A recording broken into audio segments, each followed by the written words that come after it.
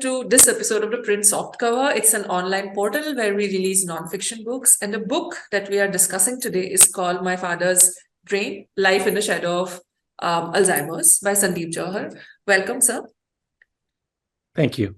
Okay, so let's start at the beginning. Obviously, in the very title of the book, it is sort of explanatory that you are talking about your experience of being a caregiver, when your father experienced this disease. But I felt Yeah, like it is also about the disease itself, like the two parts of like the title, like the first bit and then the sort of qualifier is sure, balancing that experience out. Is that sure. the fact?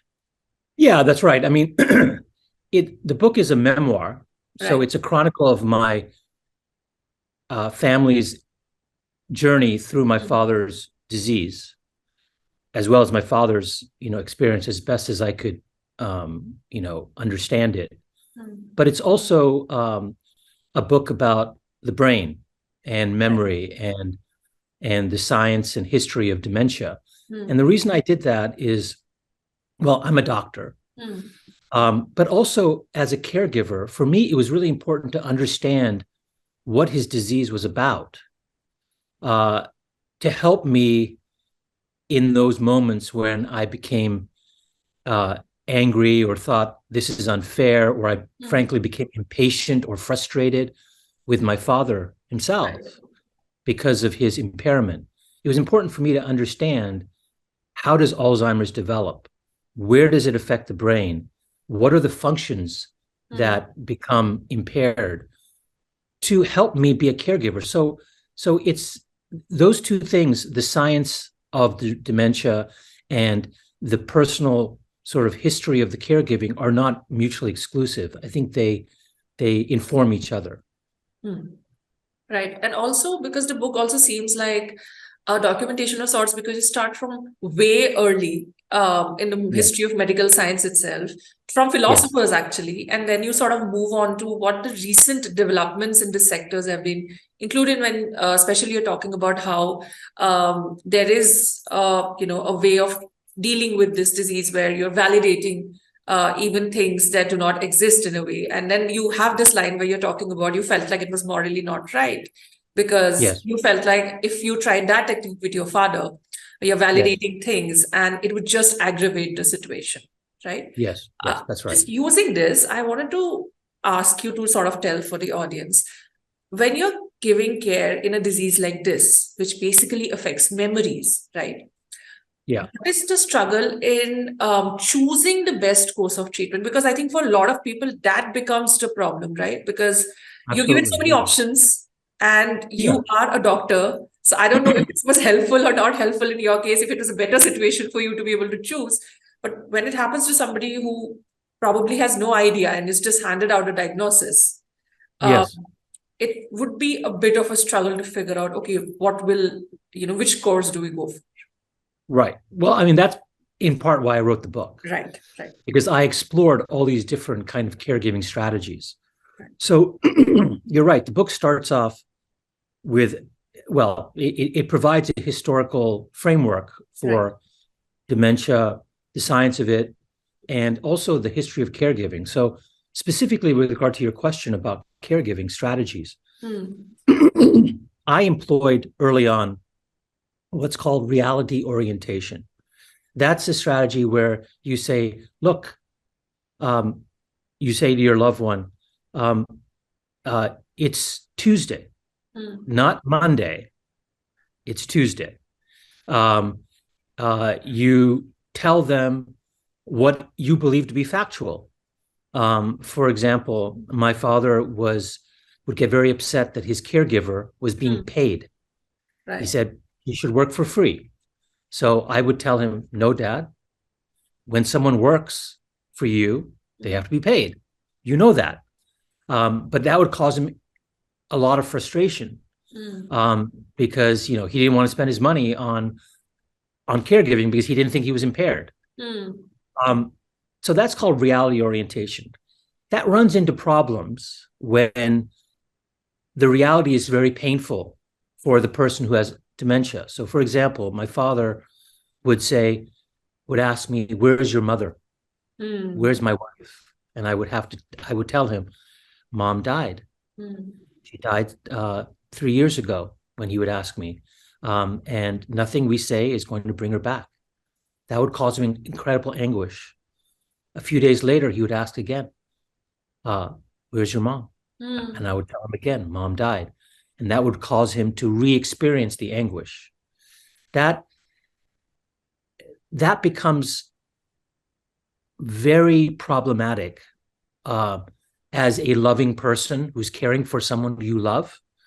My brother and sister employed a different strategy, which I explained in the book, called validation therapy. Right. It's to basically say, to validate the person's perspective. So if they say, where's your mom? My brother would say, mom's not here. Well, where is she? Well, she's coming. Or he would say, she's on a plane. He'd say, well, let me speak to her. He'd say, well, she's on a plane. You can't call the plane, right? He'd say, oh, yeah, that's right. And then he would forget. And then next time he would ask my brother, he'd say, oh, mom's not here. She's on a plane. And he would, that was much more acceptable to him. So I eventually came around to the idea that validation therapy is the right strategy, because even though you want to tell the truth to someone you love, see, for me as a doctor, well, first of all, as a doctor, I want to tell the truth to my patients. But also as a son, I want to tell the truth to my father, because for me, telling him the truth was like telling him, you're still a part of my life. You're still part of my world. Lying to him chronically, telling him what he wanted to hear, to me was like saying, you're not worth the truth. But my brother and sister had a different perspective. I eventually understood their perspective, which is really pretty intuitive and sort of commonsensical. I think most people view it that way. But as a sort of philosopher of sorts, I overthought it, to be honest. To me, it was just unfathomable that I would constantly lie to my father just to keep him happy, because I never did that in my life.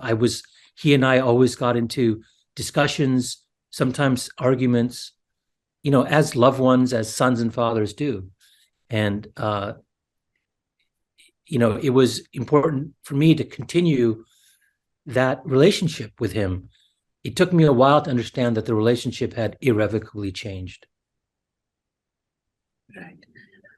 Coming back to something that is also felt like a big part of reading the book, at least for me as an audience, I think, is that you are speaking of immigrant parents, first generation immigrant parents who've shifted to a wholly different cultural space, where you mentioned as well, like there were clashes and conflict as well, especially when you were growing up and they have different ideas about how life should be, and then the peace is maintained by not staying together, which is, I think, something that actually India is also experiencing now, much later, but with the kind of evolution we are having, with women also getting to work, it's a different kind of a space. But that similarity is now there. But I also felt like when you're describing that when they finally shift to, this place near Long Island, where there are reminders of home, at least in the dosa place that you go to regularly, or generally the shops that you go to. But I'm trying to understand, like, what was the cultural specificity of the disease in terms of, like, I felt like, is this more like the process of caregiving is what I was going for? Does it shift when, let's say, the cultural space also changes? Because there's certain kind of advancement in medical science, there's certain kind of also problems, like you point out, because the healthcare system is very different. It's very profit-based. So I don't know if I'm clear, but I sort of wanted to understand these two together. Yeah, I mean, it's sort of clear. Dementia caregiving in the U.S. is very problematic in many ways. Some of it is political. The government, for example, really doesn't support families very much. But that is true in India as well. So the difference is not so political as it is cultural. In India, the recent changes notwithstanding, there are more sort of multi-generational families. People are available to help out. Right. The burden isn't typically on just one person. In America, the burden typically falls on, well, in an Indian immigrant family, it's supposed to fall on the son, but really not the son, the son's wife, right? Or, in some cases, the daughter. But because America is organized more in nuclear families and not so much multi-generational families, the burden tends to fall on one person. And in the absence of government help, it can be a huge emotional and financial burden. So I think that there are cultural differences between India and America in terms of caregiving. I think your question, maybe now that I'm thinking of it, is more along the lines of,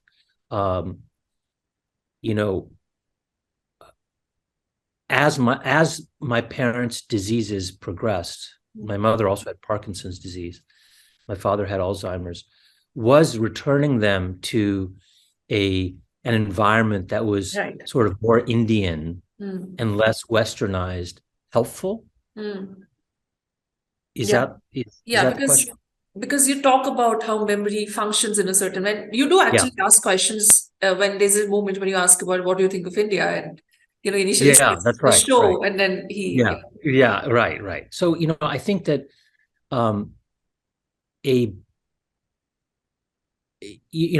my parents lived in the Midwest, right, in a largely white American community. right.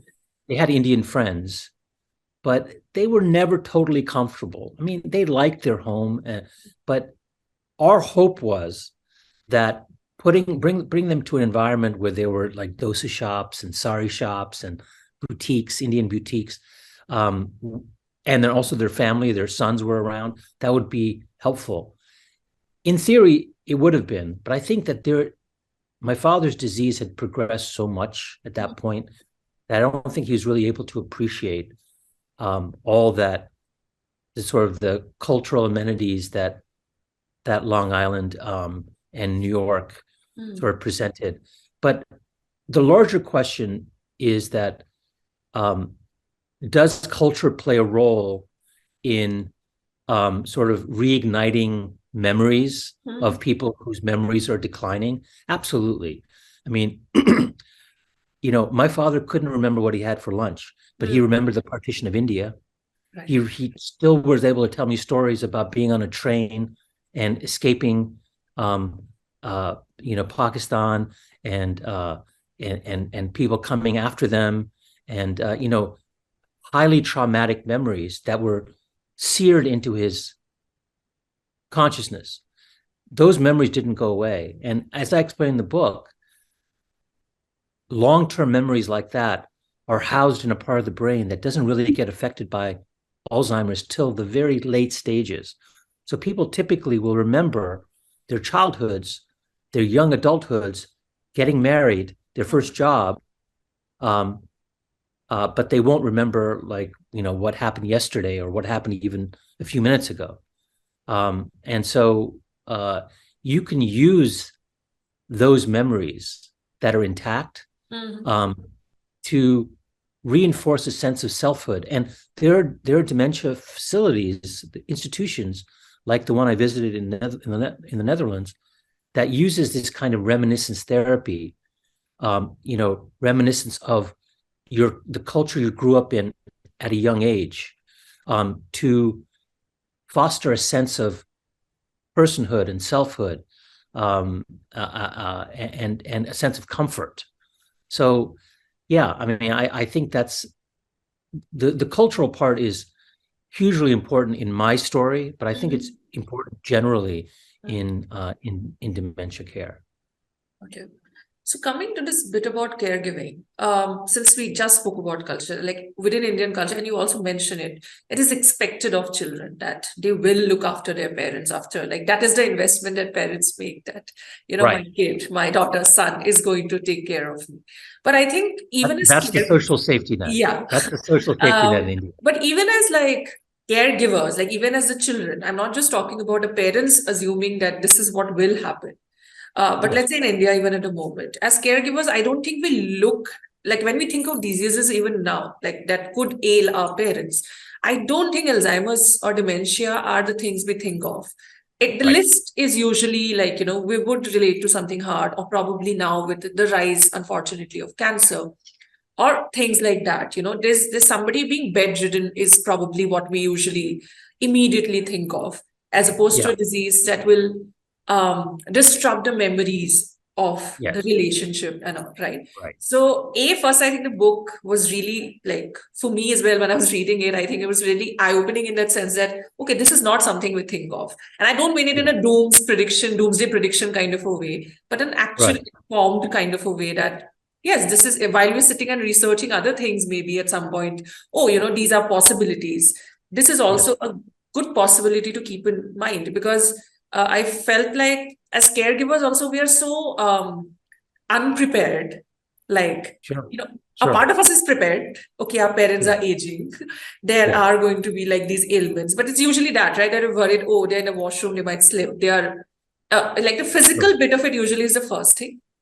Sure. So, Sure. is there other ways? Because since you went through it like personally as well, not just as somebody who's part of the profession, is there honestly a way for people who clearly the system is not going to go out, right? Where parents assume that the children are going to be caregivers at some point of time, and we also take on that responsibility. Is there a way of actually preparing ourselves for this? Because I feel like there is a sense of anxiety among people, in conversations when they realize, oh, my parent is aging, right? My Sure. caregiver is aging, and now I am going to assume like the roles are going to be wholly reversed. And I don't think people are really prepared, or they don't know how to prepare themselves in a certain Yeah. ways. So, so there are several aspects to your question. Right, First, the we do think about physical disease right. more than we think about sort of brain disease, cancer, heart disease. Heart disease is very, very common in India, as you know, and I've written about that in my previous book, Heart and Right. History. So I know that tends to be on the forefront.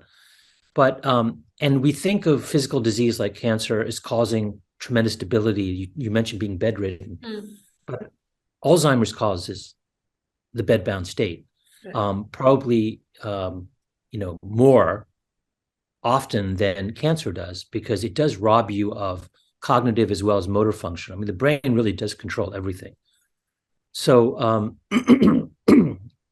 I would say that yeah, you're right. We don't think about neurological disease, but the reality is that Alzheimer's is one of the most common causes of death for older people. Right. It used to be that and I described this in the book, that Alzheimer's was thought of as a disease primarily of young people. The early onset of neurological deterioration was thought to be Alzheimer's. And there was this late form of Alzheimer's, which was thought to be a different disease. People called it senility, senile dementia. It was thought to be almost normal, a normal part of aging. We know that's not the case.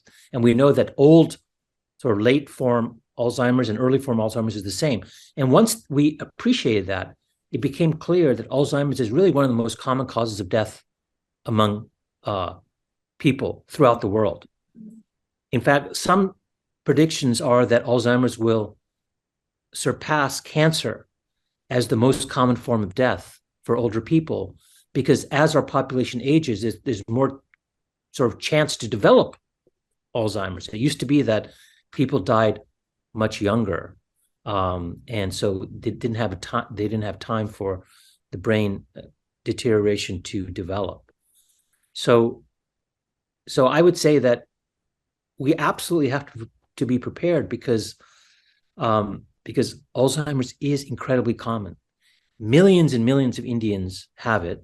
It's almost definitely underrecognized, and it's going to really explode by the mid part of the century. It's going to double or triple in the United States, probably double or triple in India, if not more.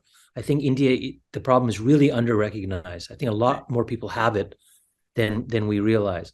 So yeah, we absolutely have to be prepared for it. And you have to understand that the sort of debility that you think of, the bedbound, being bedridden, bed sores, infections, pneumonia, all those things are much more common with Alzheimer's than they are with cancer or heart disease. Heart disease can cause congestive heart failure. I'm a heart failure specialist, but it typically doesn't lead to a bedbound, bedridden state. Alzheimer's does. So, yeah, I mean, we I'm a doctor, and I didn't really appreciate the extent, the magnitude of Alzheimer's until I went through it with my own family. Okay. So the other aspect of caregiving that I sort of wanted to focus on is that, of course, there is the monetary aspect of it, because that's also discussed, thankfully, in a lot of detail where, when you're hiring Harvinder and, when that struggle is going on, when he's reacting to her in a certain way, and your sister sort of pitches this idea that should we put him into an assisted facility, and, they're discussing the costs of it, right? Yeah. In terms of insurance, right? People again don't prep, right? Like, because I don't think that's somehow in India, I think our health insurance situation is pretty bad. I think even otherwise, even like most young people don't take it. Like I was doing something Sure. and then, the insurance providers are like, people don't take it. It's only after COVID that people at least realized, okay, this can happen. But Sure. I wanted to talk also about the kind of toll or the emotional capital that we don't have. I don't know if it's the right phrase, to be fair. Like, Yes. we sort of think of ourselves as, when you're looking at your parents as getting older, I think we conveniently sometimes also forget that we are also aging in the same tandem as they are. So we'll Sure. also not have a certain kind of, because you mentioned this very specific example where a woman talks about how she was very young. So she had the energy to do it.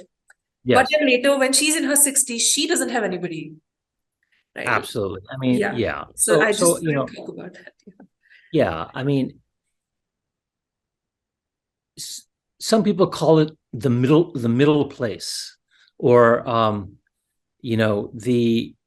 it's this sort of difficult zone in your life Right. when you're getting older, Hmm. your parents have aged to the point where they need help, your children are not quite old enough to be independent. Right. In many cases, you have a spouse who also, has justifiable needs, demands of your time, Hmm. and you're not yet retired, so you're still working. Right. So there's like this strange zone where you're a son or daughter, you're a father or mother, wife or husband, and also, someone who's working, a doctor Hmm. or whatever. And for me, those four roles were in this very uneasy equilibrium because every role demanded a lot of time. And virtually every role, I had to sacrifice something. When I was spending time with my father, I couldn't spend it with my children, who understandably wanted to see me. They were young. When this all started, my daughter was 6, my son was 10. And, you know, uh, I talk in the book, sort of, Hmm. I paint these scenes where my father's calling me to his house, but I Yeah. have patients in my clinic, and I'm torn because he absolutely needs me, but Hmm. then also I work. I said, I at one point I tried to explain to him. I said, Dad, I have to go to the hospital. I have to work. He said, this is your job too. Yeah. Hmm.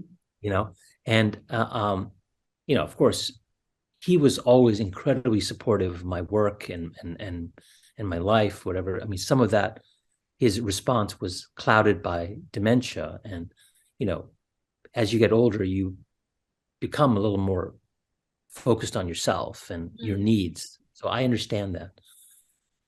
But yeah, I mean, it's a very strange zone to be in. Um, you know, uh, I do mention that quote in the book about the woman who says, you know, uh, I was young enough to care for my parents, but then I made all these sacrifices. Right. I didn't get married. I don't have a lot of friends. I spent time with my parents, and I've seen that personally in India, where maybe one child ends up taking care of the parents so much that they don't get married, or their marriage doesn't work out because they're so invested in taking care of their parents. And then they get older, and their parents inevitably pass away, and then they're in this zone where they don't really have their own family. Maybe they've made sacrifices in their careers. Caregiving is, I use the word burden. I don't mean it as such, because there are rewards to it too, right? I mean, I cared for my children, and it was hard, but it was tremendously rewarding. Caring for my parents also was rewarding. It had its own rewards, but so it's not just burdensome, but the pressures, if you will, do take a toll on your sort of mental life, your financial life, your ability to be productive at work. I mean, these are all things that have to be understood. I mean, the one message I would say is we tend not to think about these things. We tend to put them off. It's easier to put them off. We'll deal with it later. But it's so incredibly important to be prepared. What's going to happen when your parents inevitably, decline? Who's going to take care of them? What are your plans? Do you have the money? Do you have the resources to hire private help to help ease some of that burden? These are all things that are very important to think about, because you're absolutely right. Most parents decline when their children are older and maybe don't have and have competing responsibilities. That was certainly the case for for my family. So I just also wanted to know, like, is Alzheimer's by any chance more specific to a particular gender? Like, do women get it more? Do men usually suffer from it? Is there something like that? Because I was wondering, just a thought, Yeah. that as a man, probably somebody's used to taking help.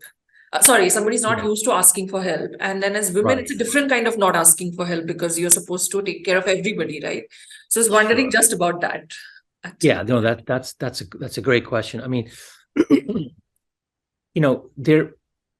there isn't really a gender predominance per se. Um, I think at the latter stages we see more women Okay. who have Alzheimer's than men, but I think that's because men tend to die earlier than women. In the United States, I think in India as well. So they may not survive to the latter stages.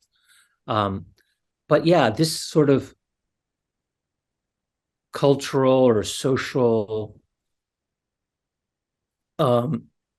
issue with taking help, that's absolutely true. I mean, it was true in my parents' case. My mother had Parkinson's. She never complained. Never. I mean, she toward the end couldn't walk. But she there's that scene in the book where she's climbing the stairs, and she's so frail that she's just gripping the banister. Her fingers are turning white. She's so afraid of falling again. And I'm helping her up the stairs, and she turns to me and said, "This must be so hard for you." You know what I mean? Like that was my mother, but that's also a lot of our mothers who are so kind of um, selfless. They don't want to be a burden. My mother would worry about how her illness was impacting me. She would tell me, don't come today, don't come visit, get your work done, go spend time with your family, or it's raining or it's cold. Don't I don't want you to get sick.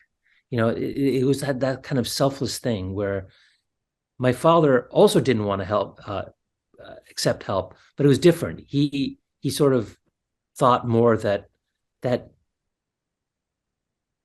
he was entitled to it if he needed it. He just didn't need it. He just felt like he didn't have the awareness to understand that he was impaired.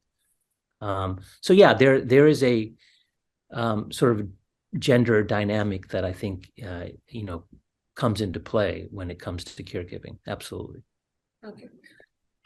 Thank you so much. This was I think for me, this was such a fruitful insight into so many elements. I think for us, most of us, unfortunately, when we hear Alzheimer's, it's only in popular culture as opposed to getting to know a lot about lived experiences of people or actual discussions which are helpful. So, but I definitely feel like the book is really a great step for people who really want to educate themselves. I think it's great also because it's such well woven with somebody's personal experience. I think it also brings that forward, right? Both the elements of the person who's struggling, but also the caregiver. So I think that was really as a reader, I think that was really important for me. Well, thank you. I'm glad you found the book worthwhile. I hope that it finds an audience in India because I think there's a massive need. And I just want to say that I wrote the book that I needed when I was going down through this journey. There was really no book out there that was both a personal chronicle as well as a book about sort of the science of it and the medical aspects of it. And so that was my aim, is to provide both hopefully as a balm or to provide some comfort or solace to people who are going, through this. Thank you. Thank you so much. Thank you.